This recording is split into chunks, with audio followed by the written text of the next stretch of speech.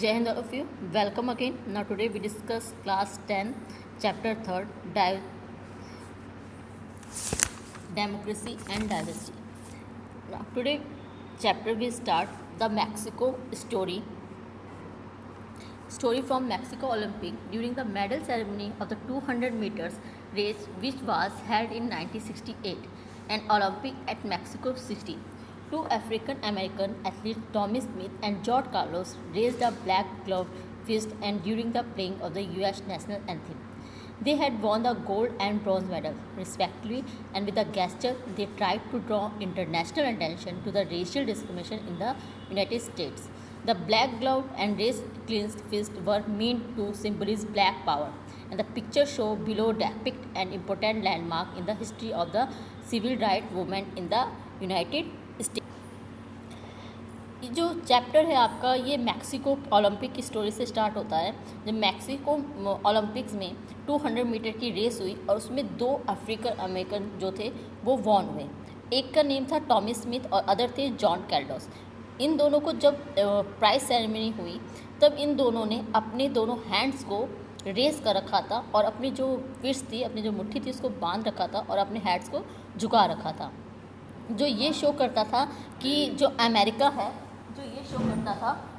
America है वहाँ पे किस तरीके से जो अफ्रीकन अमेरिकन लोग हैं उनके साथ डिस्क्रिमिनेशन होता है, किस तरह से उनके साथ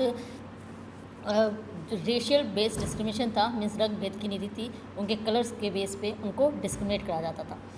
सो the civil right movement in the USA refers to a set of events and reform movements aimed to abolishing legal racial discrimination against African American and led by the Martin Luther King Jr. This movement practiced non-violent method और civil disobedience against racial discriminatory laws and practices.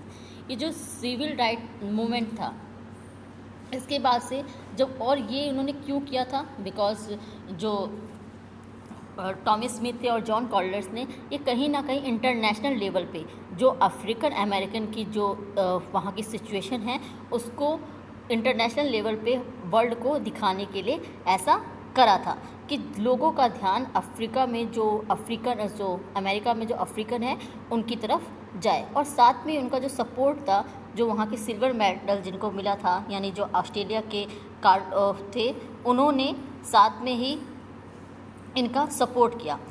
So they had won the gold and bronze medal respectively and they received their medal wearing black socks and no shoes to represent black poverty। और साथ में ये discrimination के साथ साथ ये भी show करता था कि जो अमेरिका में लोग हैं वो कितने पॉवर्टी में, कितने पुअर हैं।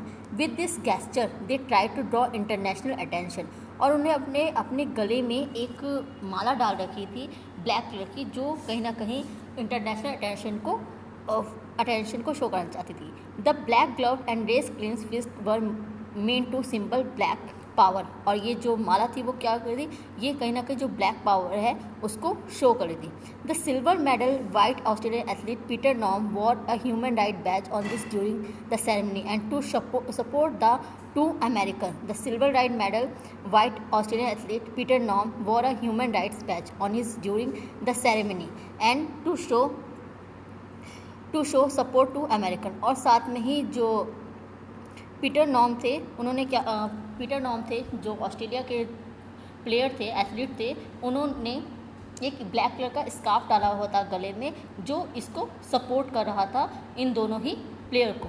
इसके बाद कहीं ना कहीं वर्ल्ड में क्या हुआ, एक पॉलिटिक्स स्टार्ट हो गई कि यूएसए जैसी सुपर पावर को उसके एथलीट ने जाकर इंटरनेशनल लेवल की वहाँ की जो इंटरनल प्रॉब्लम थी उसको शो कराए। इस रीज़न से दोनों एथलीट्स के मेडल भी वापस ले लिए गए और उनको ओलंपिक से भी हटा दिया गया। साथ ही जो ऑस्ट्रेलिया के एथलीट्स थे उनको भी उनसे मेडल उनका रिटर्न ले लिया गया और उनको नेक्स्ट टाइम ओलंपिक में नहीं एंट्री दी गई।